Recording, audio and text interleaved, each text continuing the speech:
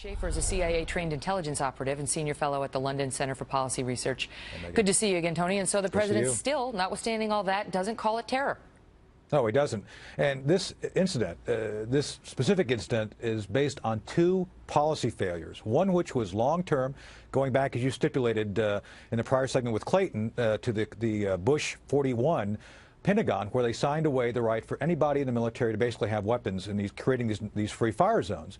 Also, a shorter term but equally lethal policy failure regarding ISIS. The president continues to fail to understand and recognize the fact that people like this guy are being radicalized. If he's watching tapes that were done by Anwar al-Awlaki, for goodness sake, Megan, he's being radicalized, and somehow we're still missing this. How much more evidence do you need? I mean, it's like these terrorism cases, they don't always have direct correspondence with Anwar al-Awlaki, although they did in the Fort Hood case, and he still didn't call that terror.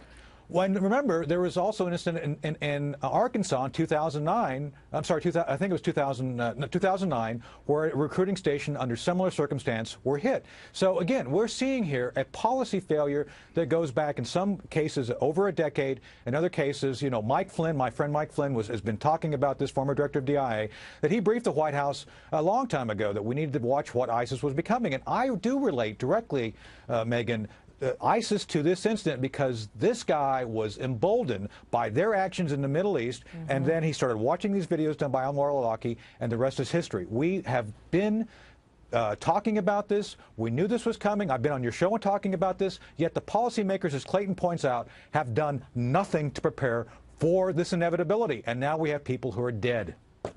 You've got the FBI director jumping up and down saying, I can't stop it. Exactly. I can't stop it. And the president today came out and said, it's really hard. He did say it's the threat of lone wolves and small cells is tough to detect and prevent. Well, we're doing all we can.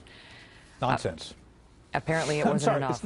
Quickly, no, Tony. We can do more. No, quickly, look, we know where these guys are. We know we have to go into the heart of this. We have to start defeating ISIS on the battlefield to show that we can do it.